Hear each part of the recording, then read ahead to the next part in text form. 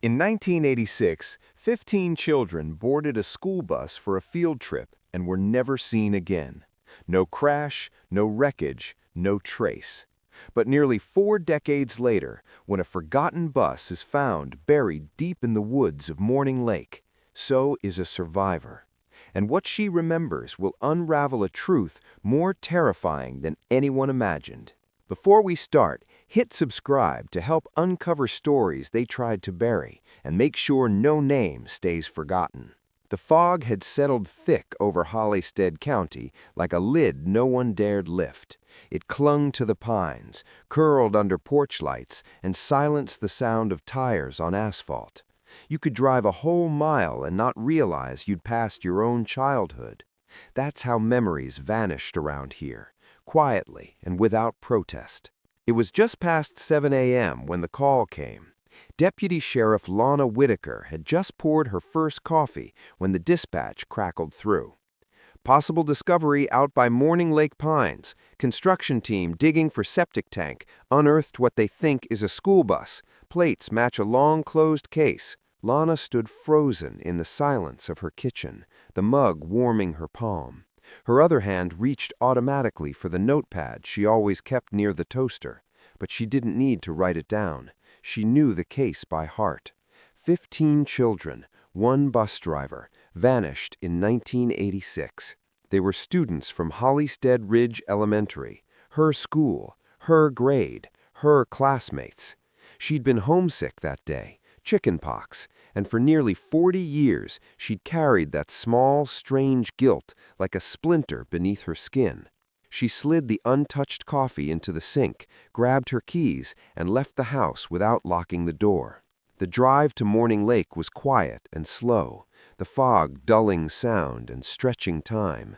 Pines rose on either side of the narrow two-lane road like patient sentinels. Lana passed the old ranger station, now abandoned, and turned onto the overgrown service road that had once led to the summer nature camp the kids were headed for. She remembered how excited they'd all been, the last field trip before summer break, a lake, a fire pit, and new cabins built by volunteers. She remembered the photos in the yearbook, smiling faces pressed against the bus windows, kids with Walkmans, cartoon backpacks, disposable cameras. She remembered them all. When she arrived, the construction crew had already cleared a perimeter. The yellow of the bus was visible in patches beneath the mud, dull, cracked, and half crushed under the weight of years. A backhoe stood motionless beside it, like a guilty beast that had just unearthed a grave. "Ma'am," the site foreman greeted her, removing his hard hat. "We didn't touch anything once we saw what it was. You'll want to see this." Lana nodded, her throat too tight to speak. They had cleared one side of the vehicle enough to open the emergency exit door. A sour, earthy smell hung in the air, and inside was dust, mold, and the brittle decay of time. The seats were still in place. Some of the seatbelts were latched.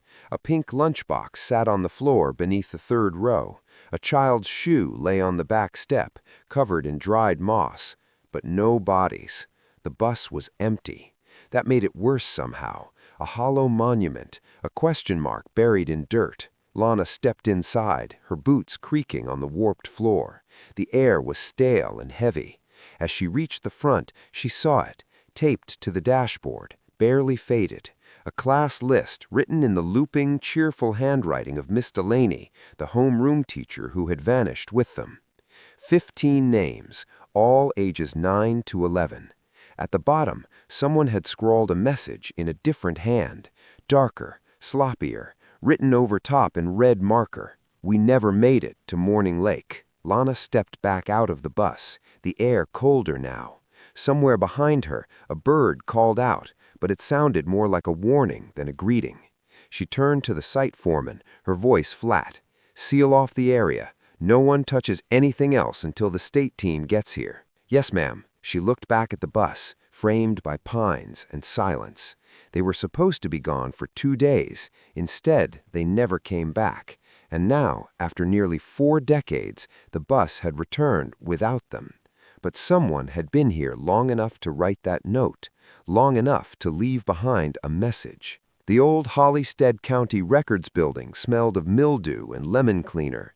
Its ceiling fans spun lazily, like they were waiting for the rest of the county to catch up. Lana stood at the counter, her fingers drumming on the wood as the clerk retrieved a case box from the archives.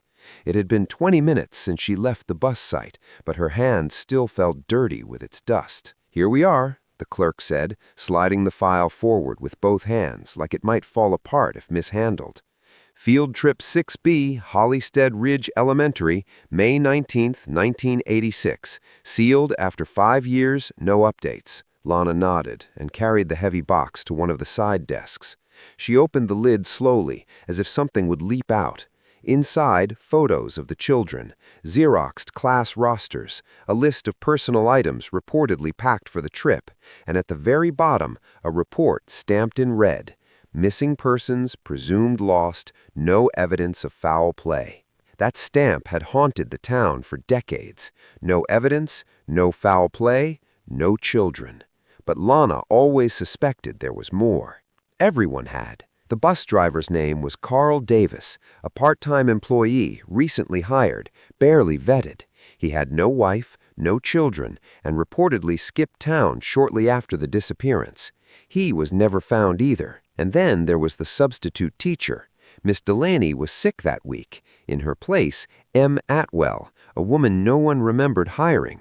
The records listed her address, but it was now an overgrown lot on the edge of town. She'd never been seen either. Lana leaned back in her chair, staring at the photocopied class photo. She still remembered their names, their laughter in the halls, their little backpacks swinging as they raced toward the yellow bus in the parking lot. She traced a finger over one face in particular, Nora Kelly, wide green eyes, a missing tooth, and a pink ribbon tied in her hair. Nora lived 2 houses down from Lana back then. They shared popsicles on the curb every summer. The photo made Lana's chest ache until a knock snapped her back into the present. Deputy Harris stood in the doorway, eyes wide. "Sheriff, you need to see this." They were at the hospital 15 minutes later. A woman had been found by a fishing couple half a mile from the dig site. She was barefoot, dressed in tattered clothes that didn't match any local brands. She was dehydrated, malnourished, and barely conscious, but she was alive. The nurse stopped Lana outside the exam room. "She's stable, no ID, mid-30s, keeps saying she's 12 years old. We thought it was trauma until she gave us her name." The nurse handed Lana a clipboard, scrawled across the top in trembling handwriting, "Nora Kelly." Lana's knees nearly buckled. "She says she was on a school field trip," the nurse added gently, "and that she's been trying to get home ever since." The woman inside the room sat up slowly when Lana entered.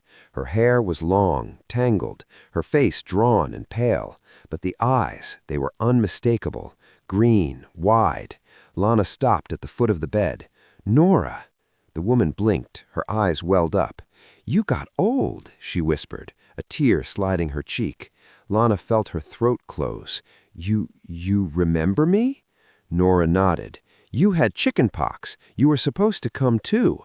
Tears burned in Lana's eyes. She walked slowly to the chair beside the bed and sat too stunned to speak. "They told me no one would remember," Nora whispered, "that no one would come." "Who told you that?" Lana asked gently. Nora looked past her, out the window. Then she turned back, voice a whisper. "We never made it to Morning Lake." The sun had dipped behind the trees by the time Lana drove back to the sheriff's office. The golden hour light filtered through the blinds, casting long stripes across her desk. She didn't sit down. Instead, she stood staring at the whiteboard she had cleared that morning. It now held 15 names tacked in 2 neat columns. Above them, in red marker, Morning Lake Field Trip, May 19, 1986. Below, a new heading, Nora Kelly, survived, returned, filled in Acadia. She circled Nora's name, then added, found May 5, 2025, near Morning Lake site. Appears to have aged normally. Believes she's 12 years old. No memory of events after the bus left school. Repeats the phrase, "We never made it to Morning Lake." Lana exhaled slowly. Something didn't make sense. If Nora had been alive all this time, where had she been? And what about the others? By 9 p.m., she was back at the hospital. The doctors had run basic evaluations, no signs of injury beyond sun exposure, dehydration, and psychological trauma. Her DNA was being processed, but Lana didn't need the test. It was her, she was sure. Nora had been moved to a quieter wing. When Lana entered, she found her curled beneath a blanket, staring at a small TV on a crank Fibbler Basque. Paper cup of water on the tray. Hi again, Lana said softly. Nora looked up. Her face still held the gaunt fragility of someone too long away from the world. But her voice was clearer. You believe me, don't you? I do, Lana said. Nora gave a sad smile. Most don't. Lana took a seat. Can I ask you? People had forgotten about us, that it was better this way. Lana sat in stunned silence. Some of the others, they forgot about school, about home, Nora said. But I didn't. I never did. Lana reached into her coat pocket and slid something onto the tray. A faded yearbook photo. Nora picked it up and stared. That's me, she whispered. And that's Caleb and Marcy. And she stopped, her eyes filling with tears. You kept this. Lana nodded. I never stopped. Nora clutched the photo to her chest. Later that night, Lana sat alone in her truck parked outside the old H. Halstead barn on County Line Road. She'd remembered something from Nora's description about the clocks, the way the windows were boarded. This barn had belonged to a man named Frank Avery. He died in 2003, but he had a son named Martin Avery. Last known address? Unknown. Lana stepped out of the truck and stared at the silhouette of the barn in the moonlight. The wind rustled the grass. A loose door creaked softly. She moved toward the side of the building, her flashlight casting long shadows across the dry wood. Something glinted near the base of the barn wall. Metal. She crouched and found it, a small bracelet tangled in the weeds. She picked it up, plastic, faded purple, etched with a child's name in blocky handwriting.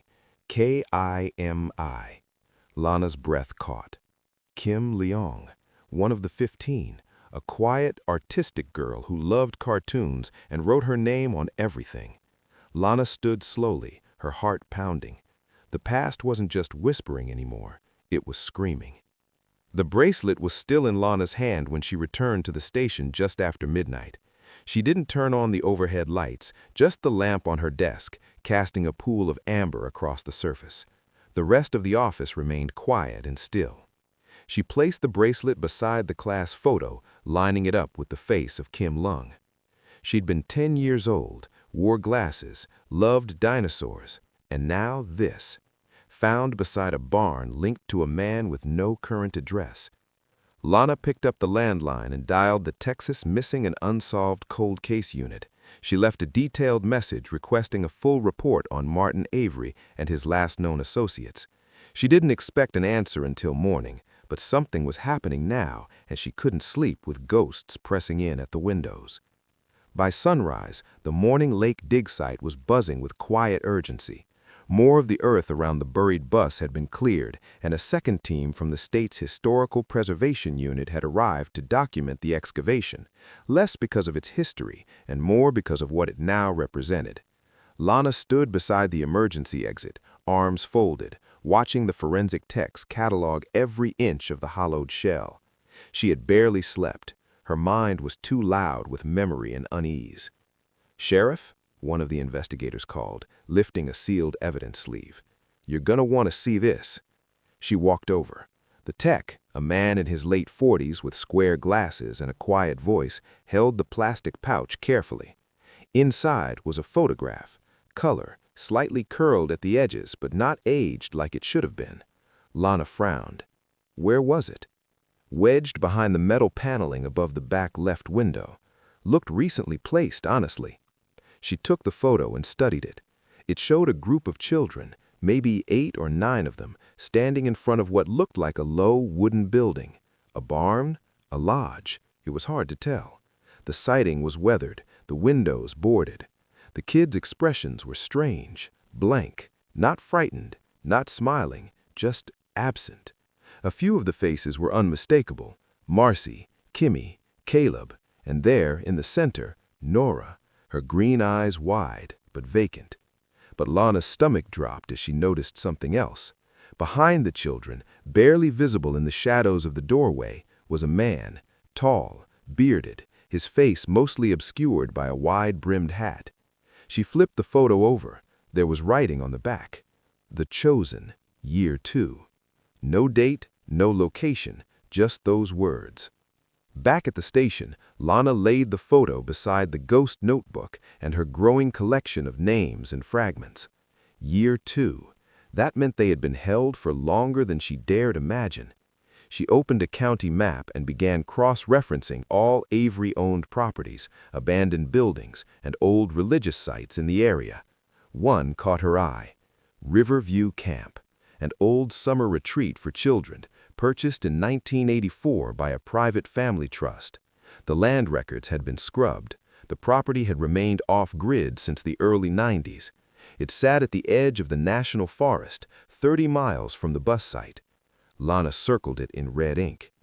That afternoon, Lana brought the photo to Nora. The moment the image touched her hands, Nora gasped. Her fingers trembled. "This was after the first winter," she said softly. "We were made to pose once a season to show progress." She looked up, tears forming in her eyes. "That building, it's where they kept us the longest. Do you know where it is?" Nora shook her head slowly. "We weren't allowed outside without blindfolds, but I remember sounds. A river, a whistle at sunset, and the air, it always smelled like burning pine." Lana's mind clicked into gear. Riverview Camp was named for its proximity to a river bend, and there had once been a logging train that passed through that region. Its whistle used to echo for miles at dusk. "Do you recognize this man?" Lana asked, pointing to the shadowed figure in the photo. Nora hesitated. "That's not Mr. Avery," she whispered. "That's someone worse." "Worse?" "They called him Father Elijah, but he wasn't a priest. He just liked the sound of it." Lana felt a chill work up her spine. "What happened to him?" Nora stared at the photo. "I don't know. He just stopped coming one day after year 3. Then we were moved again. Different place, different rules. Some didn't make it. Some—" She broke off, her voice cracking. "Some forgot their own names." Lana placed a gentle hand on Nora's. "You didn't forget," she said. "You came back." Nora gave a fragile nod. "But they're still out there. Some of them. I feel it. The others." She looked Lana directly in the eyes. "They don't want to be found." That night, Lana drove north toward Riverview Camp. The road narrowed to gravel and the trees thickened like walls.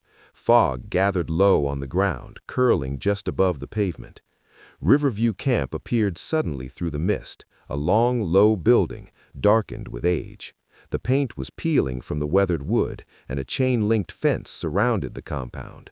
Lana limped out of the truck, limp from the healing yet aching knee, her flashlight swinging in an arc, illuminating the overgrowth. The gate was unlocked, open just a sliver. Lana nudged the door with her foot. It opened with a long creak. Her beam swept across the room, bare walls, dust-choked air, the skeletal remains of furniture long since abandoned. But what caught her eye first was what had been carved into the far wall. Words, children's names, some scratched shallow as if rushed, others carved deep, angrily again and again, like someone was trying not to forget. Kimmy, Marcy, Elijah crossed out. Caleb, Sam, question mark beside it. J.N., Nora, Nora, Nora, 3 times, one below the other. Lana swallowed hard. This wasn't just a hiding place, it had been a prison. She stepped forward, her boots stirring the dust. The wood beneath her creaked but held. She passed what had once been a table, now splintered and tipped against a wall. There was something beneath it. She crouched. A box, metal, rusted at the edges but intact. She pried it open slowly.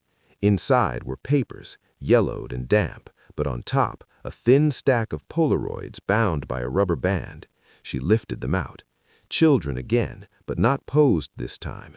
These were candid, taken from angles that felt wrong. Some were sleeping, some eating. One was crying in the corner of a narrow, windowless room. Each photo had a name written on the back, but not their real names. Dove, Glory, Silence, Obedience. The last photo was different. A child standing alone by a tree, her face turned away, but her left arm was visible, and Lana saw what she was meant to. A bracelet, purple plastic, the same kind she had found near the barn. Kimmy. She flipped the photo. Disobeyed. Suddenly, a soft creak behind her. Lana stood quickly, flashlight darting across the room. "Hello?" she called out. "I'm not here to hurt anyone. I'm here to help." Silence, and then softly from the second floor above. "You're not like them." Lana turned toward the staircase, old and brittle but still holding. Slowly she climbed each step, her breath shallow, hand hovering near her sidearm. At the top landing she paused. One of the doors at the end of the hall was slightly open, a faint flicker of candlelight visible through the gap. She moved toward it. Inside, the air was warmer. Someone had been here. The walls were covered in children's drawings, charcoal and pencil, crude but deliberate. She scanned them, heart thudding. One drawing bus in flames, and on the ground below it, a row of small, identical headstones. Lana stepped back, dizzy. Her light shook in her hand. Then she heard it again, that voice, quiet and close. "They told us not to draw, but we did anyway." She turned, and there he was, a boy, no older than 10, standing barefoot in the doorway, eyes dark, hair shaggy, pale, thin, dirt smudged across his cheek. "Who are you?" Lana asked, gently lowering the flashlight. The boy didn't answer right away. "Then they called me Jonah, but that wasn't my name." Lana crouched, her voice steady. "Do you remember your real name?" He hesitated, then shook his head. "They took it." She nodded slowly. "It's okay. You don't have to remember it right now." "Are you here to take me away?" "I'm here to help," Lana said softly. "Are you alone?" Jonah looked at the floor. "No." He pointed behind her, toward the wall behind the old metal bunk beds. Lana stood and followed his gaze. There, etched faintly into the floorboards, nearly covered by dust, were more names. But these weren't carved by hand. They had been burned into the wood. With heat or time or something she couldn't quite explain. The wood around them was scorched, and beneath them, in black ink, was written, "Names we must not forget." There were 12 names. 3 were circled, and the rest were crossed out. That's lucky. Meanwhile, across town, the forensics team called in a discovery.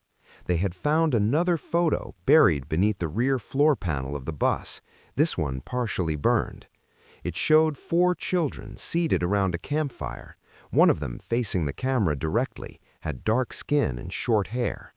In the bottom corner, written in marker, "He stayed. He chose to stay." Lana stared at the photo. Something tugged at the edge of her memory. She pulled up the old roster again, mentally reviewing each name until she paused at one. Aaron Devlin, age 11 at the time of the trip.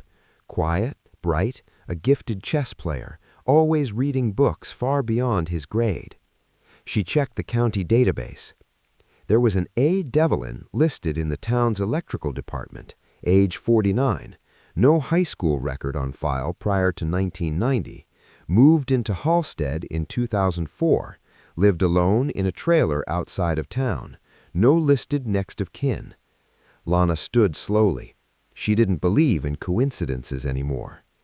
The trailer was perched at the edge of a gravel lot, half buried by pine needles, the door rusting at the hinges. A single bulb above the porch flickered faintly as Lana pulled up. She knocked once. No answer. She knocked again. This time a voice answered, low, calm. "I knew someone would come eventually." The door opened. The man who stood there looked older than his years, gray streaks at the temples, eyes sharp and unreadable. He wore a simple shirt, flannel jacket, and work jeans. But there was something about the way he stood, still, like someone waiting for judgment. "Aaron Devlin?" Lana asked. He didn't respond right away, then nodded once. "I remember you," he said softly. "You used to wear braids and a jean jacket with patches." Lana blinked. "You remember me?" "We were in the same class. You had a green backpack with a silver zipper that always got stuck." Her heart skipped. "Why didn't you come forward?" Aaron stepped aside. "Because not everyone wanted to leave."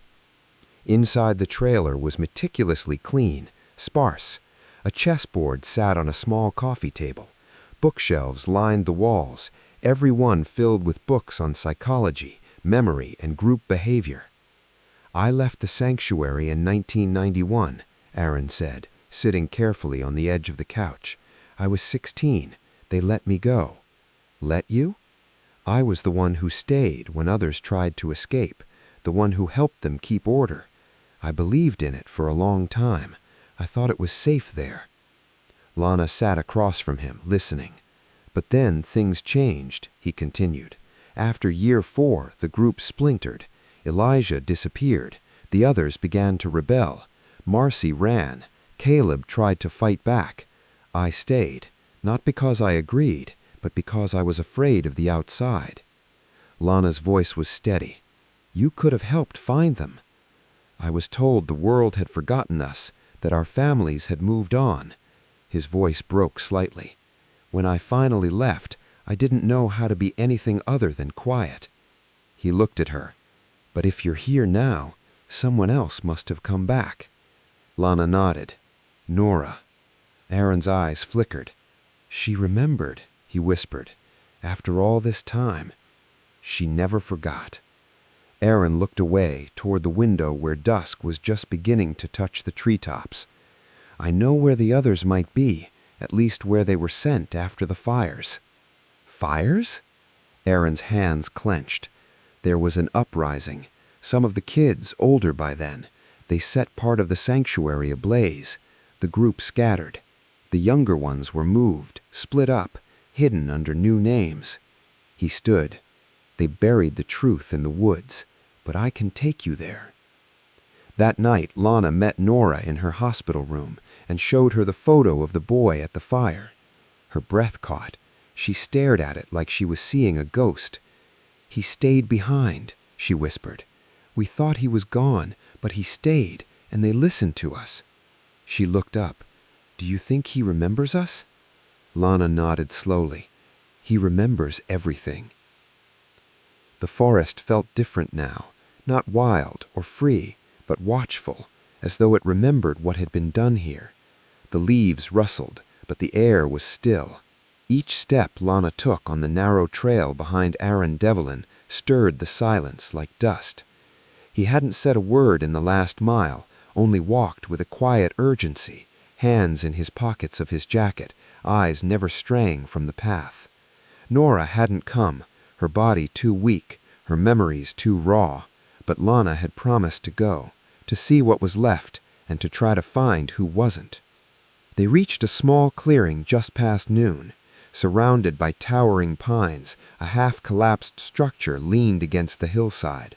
The roof had collapsed, vines twisted up through the wooden frame, like nature was trying to reclaim what man had hidden. "This was the original sanctuary," Aaron said quietly. "The first site, the place we were taken after the bus was diverted. It used to be bigger. There were 4 cabins, a lodge, and 2 underground cells." Lana paused. "Cells?" He nodded slowly. "They called them reflection rooms, but they were just pits. No light, no noise, just the sound of your own thoughts until they stopped making sense." Lana's stomach turned. "They put kids in there?" "Marcy, Kimmy, Nora once for saying the word school." I let it happen." His voice cracked. "I didn't stop it. I believed it was the only way we'd survive." Lana took a deep breath and stepped into the ruins. Inside, the smell of mildew and ash lingered faintly. Scorched floorboards, broken furniture. But in one corner, shielded beneath the collapsed beam, was something intact. A set of 3 small lockers, rusted but still upright. Aaron joined her. "These were ours," he said. They made us keep only what they gave us, blank books, uniforms, one spoon.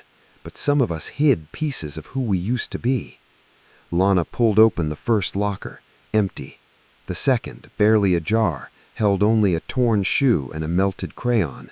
But the third, something was there, a bundle wrapped in cloth. She carefully lifted it out and opened it. Inside, a cracked cassette player, a child's bracelet, and a drawing, carefully preserved in plastic. It showed a girl standing on a hill beneath a full moon. She wore a red ribbon, and in her hand was a sign. 3 words were written on it. "We are still here." Lana knelt, the drawing in her lap. It wasn't just a plea, it was a declaration. Aaron crouched beside her. "Nora drew that. I remember, the day before she ran." "You said they scattered the others," Lana whispered. "Where?" He pointed toward the ridge behind the old sanctuary. "There's a second trail hidden. That's where they moved the younger ones when the fire came. They didn't call it sanctuary anymore." "What did they call it?" Aaron's eyes darkened. "Haven." 2 hours later, Lana stood at the crest of the ridge. The sun was beginning to dip low, sending long beams through the trees. Ahead, partially camouflaged by moss and age, stood a concrete structure built into the hillside. There were no signs, no markings, no path, only a steel door rusted at the hinges. Aaron approached it slowly. This was where they took the ones too young to question, or the ones too broken to resist. It was quieter here, colder. They didn't teach anymore, just observed, watching the fruit ripen. I didn't understand what they meant at the time, but it was about control, about waiting. "For what?" Aaron asked. Aaron looked away. "For obedience, for full forgetting." He placed his palm on the cold metal. "There's a room inside, sealed last I saw. They called it the garden. No lights, just voices. They made some of us stay in there." Walls and broken furniture. Scratches lined the walls, names, symbols, short messages etched with fingernails, keys, or worse. But what stopped Lana cold was a small door to the right. A plaque hung crookedly above it. The only word on it, garden. She turned to Aaron. He nodded slowly. "Some of them are still alive, Sheriff," he said quietly. "I don't know where, but I know it in my bones." He stepped back, his voice a whisper, "Because I hear them in my dreams, calling each other by the names they weren't supposed to say." Back at the hospital, Nora awoke just after midnight, heart pounding, breath shallow. The fluorescent lights flickered gently overhead. A nurse entered, startled by her expression. "You okay, sweetie?" Nora stared at her. "I had a dream," she whispered, "but it wasn't mine." The nurse leaned closer. "There was a room," Nora continued. "No light, cold walls, and someone whispering." She swallowed hard. "They were saying my name." The garden wasn't a room, it was a void. Lana stood just inside the threshold, her flashlight beam trembling as it pierced the heavy dark. The walls were close, the ceiling low, and the air, thick and unmoving, felt as though it hadn't been breathed in decades. No furniture, no windows, just concrete. But the smell, that same faint mix of damp earth, old metal, and something else, something fainter, almost sweet, made Lana pause. Behind her, Aaron remained outside the doorway, refusing to come in. He had said the children weren't just kept here, they were retrained here, made to sit in silence for hours, told to whisper prayers that weren't prayers, taught to forget the sound of their own names. Lana scanned the room. The walls were covered in marks, not just names this time, but tallies, hundreds, maybe thousands, each one scratched in sequence, counting something, time, days, punishments. In the far corner, her beam caught the edge of something buried beneath dust and broken plaster. She knelt carefully and brushed it free. A small recorder, the kind used by journalists or investigators, battered, the tape inside nearly disintegrated. She flipped it over, etched into the plastic with a pin and nail. "For the ones who remember." She slipped it into an evidence bag, her hand suddenly unsteady. Because this wasn't some relic left behind for curiosity. It was a message someone had wanted to be heard. At the station, Lana called in the tech team to carefully restore the cassette. It took hours, but by early evening, the tape was ready to play, just once. It was too fragile for repeated runs. She asked to be alone when they played it back. The lights were low. The rain had started tapping against the station windows. She pressed play. Static. Then a voice. Small. Weak. "This is Nora, I think. I don't know anymore. It's dark. I can't tell how long I've been here, but I think I remember school. I think I had a brother." Lana sat forward. "They don't let us say real names. They say that's how the world finds you. But I write them anyway, even if it's just in my head." A long pause. "If anyone finds this, don't believe them when they say we ran away. We didn't. We were taken. We were made into something else." Another pause. "But I'm not gone. Not yet." The tape clicked. Lana sat in the silence, pulse racing. The tape was old. The voice wasn't Nora's. The voice was younger, more hesitant, but unmistakably Kimmy Lung. That night, she brought the recorder to Nora at the hospital. When she played the tape, Nora covered her mouth. "I remember this," she whispered. She used to practice her voice, like she wanted someone to hear it the right way someday. "She was trying to hold on," Lana said gently. Nora nodded. "She never gave up, even when the others started to fade." She reached for the tape, then stopped. "She's alive," she said quietly. "I don't know how I know that, but I do." Lana didn't argue, because the voice hadn't sounded like someone at the end. It had sounded like someone waiting. The next day, Aaron handed Lana a map, hand-drawn from memory. He pointed to a spot near the far end of the woods, just beyond the second ridge. There was a hatch hidden in the roots of a tree that had been split by lightning. They used it when they wanted to move people without being seen. "You think it's still there?" "If they were smart," Aaron said. And they were. Hours later, Lana and a team hiked into the dense forest. The sky was overcast, the branches thick overhead. Every snapped twig underfoot echoed like a warning. They found the tree, a tall cedar hollowed near the base, its trunk cleaved decades ago and blackened on one side, lightning split. Beneath its roots, carefully concealed behind brush and loose stone, was a rusted metal hatch. They forced it open. A narrow tunnel descended into the earth. Cold air poured out like a sigh. Lana led the way down the old ladder. What they found below was not just a tunnel, but a network. Hallways, rooms, bunks, crates, all abandoned but too intact for comfort. And then they reached a door, worn, wood-lined, but sealed tight. She knocked once. Silence. Then, from behind the door, something scraped. A footstep. Lana pressed her ear to the wood and heard it. A voice, small, cautious. Is it finally okay to speak again?" Lana stood frozen in the tunnel, her breath held tight in her chest. The voice behind the door had been small, raspy, and full of something that hit her harder than fear. Hope. She stepped forward and knocked again. "Hello, my name is Lana. I'm a sheriff. You're safe now." Another silence. Then, "They said we couldn't leave until someone remembered us." Lana signaled to the deputy behind her to help unseal the door. The hinges shrieked as they pried it open with crowbars. Dust poured in thick clouds. The air was stale, unmoved for decades. Inside, the light from Lana's flashlight landed on a figure, hunched, thin, wrapped in layered clothes and tattered blankets. A girl, but not a child. A woman, maybe late 30s, maybe 40. Eyes wide, hair matted, skin pale and translucent from years without sunlight. She blinked carefully and shielded her face. "Too bright," she whispered. "Too fast." Lana crouched carefully. "What's your name?" The woman trembled, clutching something close to her chest. A leather-bound notebook, edges cracked with time. "They called me Silence," she said, "but that wasn't mine." "Do you remember your real name?"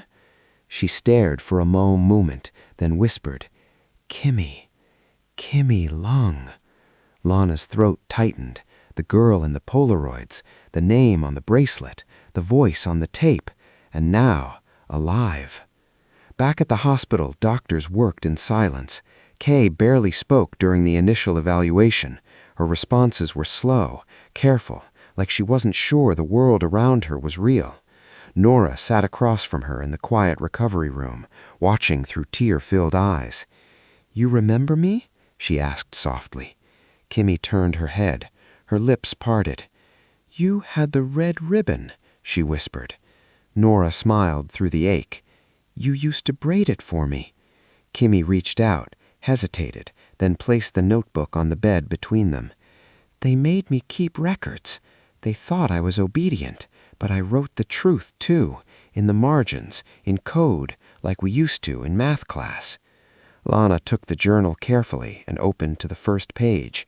It looked like sermon notes, passages and reflections, scribbled verses, mantras of the cult. But in the corners of the page, numbers, shapes, dates, and names. So many names. Caleb, taken from Sanctuary, 1988, did not return. Marcy, escaped during fire, believed dead, not confirmed. Sam, broken hatch, no recovery. Jonah, obedient, transferred. Nora, punished, erased memory, withheld. Me, waiting. Each entry grew darker, more fractured, until the final one. "If someone finds this, don't just take us back. Take us forward. Help us become real again."